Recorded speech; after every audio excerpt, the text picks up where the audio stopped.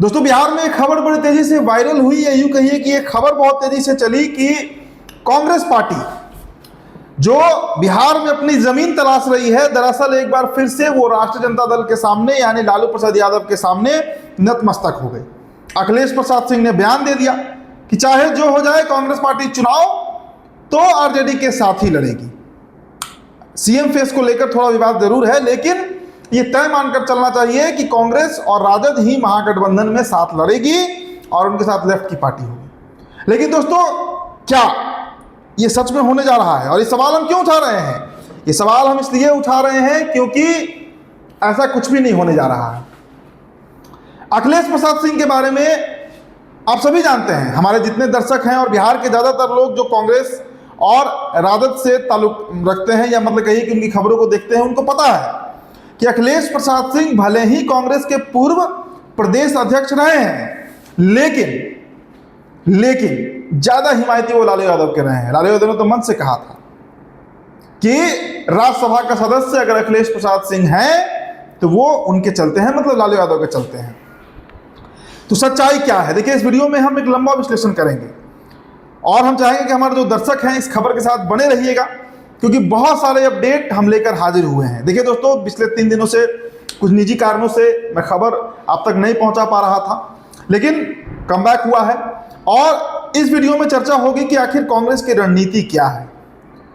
देखिए, एनएसयूआई खबर की हम शुरुआत करते हैं। एनएसयूआई छात्र विंग जो है कांग्रेस पार्टी का, पटना यूनिवर्सिटी में चुनाव चल रहा है, विश्वविद्यालय स्तर का चुनाव है और वहां पर जनसुराज के एक बड़े नेता का कहिए, हमारे काफी अच्छे मित्र भी हैं, उन्होंने इस बात को एकदम स्पष्ट कहा है कि कांग्रेस पार्टी के प्रत्याशी को जनसुराज यूनिवर्सिटी इलेक्शन में मदद करने जा रहा है। मदद कर रहा है। अब आप सोचिए कि विधानसभा चुनाव का कनेक्शन यूनिवर्सिटी इलेक्शन से कैसे है।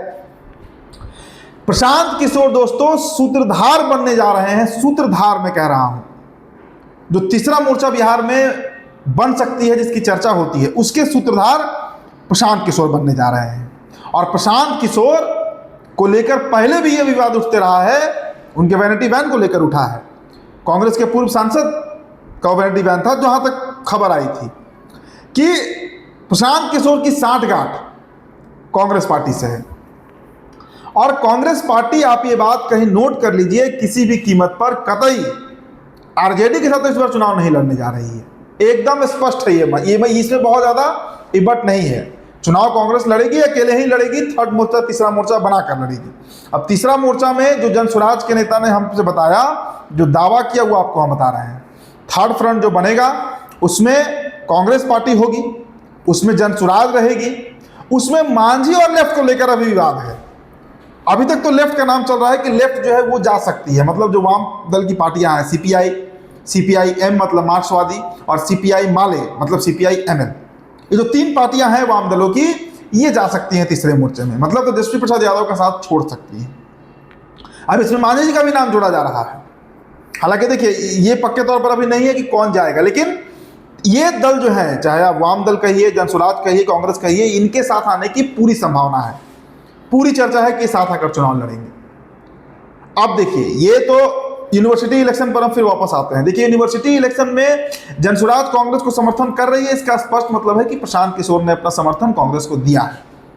लेकिन खेल यही नहीं है। खेल दरअसल यह है कि दिल्ली में भी जनसुराज की, प्रशांत किशोर की बात जो है वो राहुल गांधी सरीखे नेता से हो रही है। एक बात आपको यहां पे और जान लीजिए कि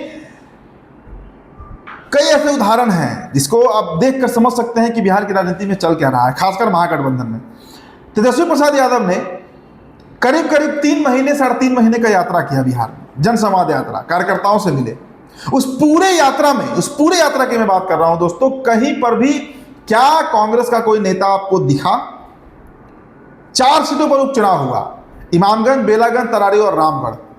क्या इन 4 सीटों पर राष्ट्रीय जनता दल के प्रत्याशियों के चुनाव प्रचार में कहीं भी कांग्रेस का कोई कार्यकर्ता भी आपको दिखा? कहीं भी नहीं दिखा। छोड़िए, अभी कल परसों पर हम आते हैं। बिहार में इतना इफ्तार पार्टी हुआ, आपने तमाम तस्वीरें देखी होंगी, आरजेडी का इफ्तार पार्टी। क्या कहीं पर भी आपको कांग्रेस पार्टी का कोई नेता दिखा, चलिए हम इफ्तार भी छोड़ते हैं, एक और उदाहरण आपको देते हैं। वक्फ बोर्ड अमेंडमेंट बिल, वक्फ बोर्ड संशोधन अधिनियम को लेकर, क्योंकि वो संसद में अब पेश होने जा रहा है और संख्या बल के अनुसार यह तय है कि वो पारित भी करा लिया जाएगा, उसका जमकर विरोध बीते 48 घंटों में लालू प्रसाद यादव और तेजस्वी यादव ने किया है। कई तस्वीरें निकलकर सामने आई हैं। क्या वहां पर कहीं पर भी कांग्रेस के जो मौजूदा प्रदेश अध्यक्ष हैं राजेश राम, वो आपको दिखे? नहीं दिखे। तो फिर किस बात का गठबंधन, और कैसे अखिलेश यादव कह रहे हैं इस बात को कि कांग्रेस राजद के साथ ही चुनाव लड़ेगी? कैसे कह रहे हैं? देखिए, इस बीच एक खबर उड़ते उड़ते हम तक ये भी आई है कि भले ही राहुल गांधी ने उनको बुलाया, मतलब अखिलेश सिंह को बुलाया, मुलाकात हुई, गुलदस्ता एक्सचेंज हुआ, सब कुछ हुआ, लेकिन अखिलेश सिंह के अंदर नाराजगी बहुत ज़्यादा है। और वो नाराजगी का आलम यह है कि उनके सुपुत्र आकाश सिंह ने तो यहाँ तक लिख दिया कि जब नाश मनुज पर छाता है पहले विवेक मर जाता है, जिस दिन प्रदेश अध्यक्ष के पद से उनको हटाया गया था। तो इससे आप खेल समझिए कि अखिलेश सिंह इस वक्त जुबान बोल रहे हैं आरजेडी की, लेकिन दोस्तों राहुल गांधी अब फुल फ्लेज मूड में हैं कि वो कभी भी कोई, देखिए कांग्रेस पार्टी समझ चुकी है कि क्षेत्रीय दलों को उभारते उभारते खुद वो खत्म हो गई, खुद खत्म हो गई। दिल्ली में अरविंद केजरीवाल ने खत्म किया, बिहार में लालू यादव ने खत्म किया, यूपी में समाजवादी पार्टी ने खत्म किया, बंगाल में ममता बनर्जी ने खत्म किया, तो कांग्रेस से निकली। तो इन क्षेत्रीय दलों को फिर से एक बार जगह देकर, साथ देकर, अगर इस बार तेजस्वी मुख्यमंत्री बन जाते हैं कांग्रेस के समर्थन से, तो फिर कांग्रेस पार्टी कहां रहेगी बिहार में? तो यह स्पष्ट आप मानकर चलिए। और देखिए, जहां तक एक और चर्चा इसमें जरूरी है कि मुस्लिम वोट्स, सबसे बड़ा डिवीजन इस बार बिहार के विधानसभा चुनाव में मुस्लिम मतों का दिखेगा, मुस्लिम मतदाताओं का दिखेगा। देखिए दोस्तों, वक्फ बोर्ड पर चिराग की पार्टी हो, जदयू हो, ये पार्टियां, ये ऐसी पार्टियां हैं जिन्होंने वक्फ बोर्ड पर मुसलमानों के साथ ऐसा पंगा लिया है, मतलब एक ऐसी कहानी चल रही है, एक ऐसी कहिए कि दुश्मनी मुसलमान इनको मानकर चल रहे हैं। चाहे नीतीश कुमार हो, मौलाना मदनी बुलाते रह गए, मौलाना मदनी बोलते रह गए कि नीतीश जी आइए, नायडू जी आइए, चिराग जी आइए, हमारा साथ दीजिए, आप गठबंधन में बने रहिए, लेकिन विरोध कीजिए। ये नेता नहीं सुने, इन नेताओं को कोई फर्क नहीं पड़ा। तो अब बिहार के मुसलमान ये बात समझ चुके हैं कि कम से कम ये जो दल हैं, जो एनडीए के साथ हैं, चाहे वो नीतीश हो, चिराग हो, ये संघी हो चुके हैं। तो मुस्लिम वोट के ऊपर अब सिर्फ दावेदारी किसकी बची? आरजेडी की बची, कांग्रेस की बची और एआईएमआईएम की बची। बिहार की मैं बात कर रहा हूं। अब देखिए, इस बार जो मुस्लिम वोट के टूटने की चर्चा है, जो टूट सकती है, जिसकी खूब चर्चा हो रही है, वो यही है दोस्तों कि अगर ऐसा गठबंधन तीसरा मोर्चा में बना जहां पर कांग्रेस रहे, जहां पर प्रशांत किशोर रहे, खूब बोल रहे हैं मुसलमानों के बारे में, पक्ष में उनके बोल रहे हैं, एआईएमआईएम रहे, असदुद्दीन अवासी तो बोलते ही रहते हैं, तो फिर आप ये मान कर चलिए, आप ये बात नोट कर लीजिए कि इस बार बिहार के मुसलमान एक अलग रुख में दिखेंगे, एक अलग मूड में दिखेंगे।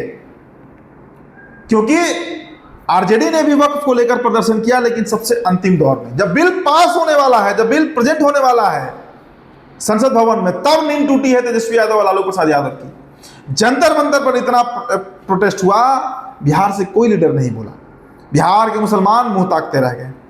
तो ये कोई आसान मसला नहीं है कि आप इफ्तारी दे दीजिएगा और मुसलमान वोट ले लीजिएगा। इस बार इफ्तारी बड़ा भारी पड़ने वाला है कई दलों को। अब देख लीजिएगा, चुनाव परिणाम इसका सबूत रहेगा। तो मुसलमान वोट का जो टूटना होगा वो किसके साथ जाएगा? वो जाएगा कांग्रेस के साथ, एआईएमआईएम के साथ या जनसुराज के साथ। तो ऐसे में दोस्तों मुसलमान वोट तो टूटना है। इसके साथ ही साथ देखिए, अति पिछड़ा और पिछड़ा का जो एक गठबंधन है वो भी इस बार आरा, जैसे देखिए शाहाबाद की अगर आप बात कीजिए, आरा सीट पर सुदामा प्रसाद जीते।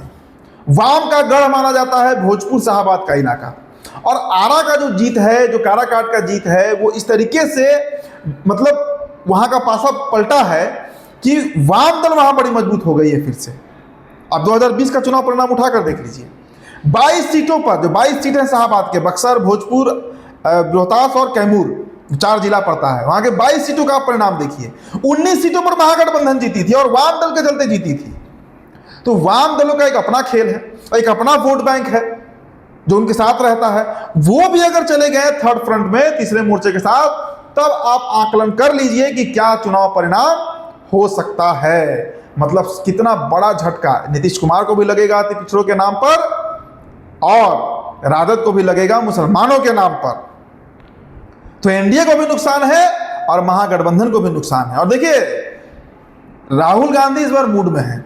कन्हैया की यात्रा जो है उसको हल्के में लेने की जरूरत नहीं है। कम से कम ये तो तय है ना कि जो कांग्रेस पार्टी के बारे में मीडिया में चर्चा नहीं होती थी, उस पर कम से कम मीडिया में चर्चा तो हो रही है कन्हैया के आने के चलते। कम से कम देश की तमाम जो चैनल्स हैं पर बिहार के, वो कन्हैया को कवर करने के लिए जा रहे हैं, क्योंकि उनका ऑडियंस है। जिन बस्ती में, जिन टोलों में दलित और मुस्लिम बस्ती है, वहां कन्हैया का इतना गुजर है, आप जाकर भीड़ देख लीजिए, आपको समझ में आ जाएगा कि कितने दलित और मुसलमान जो है कन्हैया के साथ हैं, और बिना बुलाए वो भीड़ है। तो ये दोस्तों बहुत बड़ा खेल है जो राहुल गांधी ने बिहार में खेल दिया है। और ये बात जो अखिलेश सिंह कह रहे हैं, ये आप कहीं नोट कर लीजिए, इसमें ना कोई तथ्य है ना इसमें दम है कि आरजेडी के साथ कांग्रेस पार्टी चुनाव लड़ने जा रही है। नहीं लड़ेगी चुनाव। लड़ना होता तो दिल्ली में लड़ ली होती, लेकिन कांग्रेस की लड़ाई अब भारतीय जनता पार्टी से है, इन क्षेत्रीय दलों को साइड करके। और वो लड़ाई तभी हो पाएगी जब ये क्षेत्रीय दल खत्म होंगे। इनके रहते तो वो लड़ाई संभव नहीं है दोस्तों। तो एक अलग मिजाज में बिहार की राजनीति चल रही है, एक अलग मूड में बिहार की राजनीति जो है वो चल रही है। तो इस बात पे आप नोट कर लीजिए। देखिए, खबर तो सब जगह चल रही है कि कौन साथ लड़ेगी, लेकिन आप देखिएगा कि वास्तु स्थिति जमीन पर क्या होती है और उसका परिणाम क्या होता है। मैंने वो भी बताने का प्रयास इस वीडियो में किया है। तो फिलहाल दोस्तों इस रिपोर्ट में इतना ही। बहुत बहुत शुक्रिया। मेरा नाम उदित नारायण है। धन्यवाद।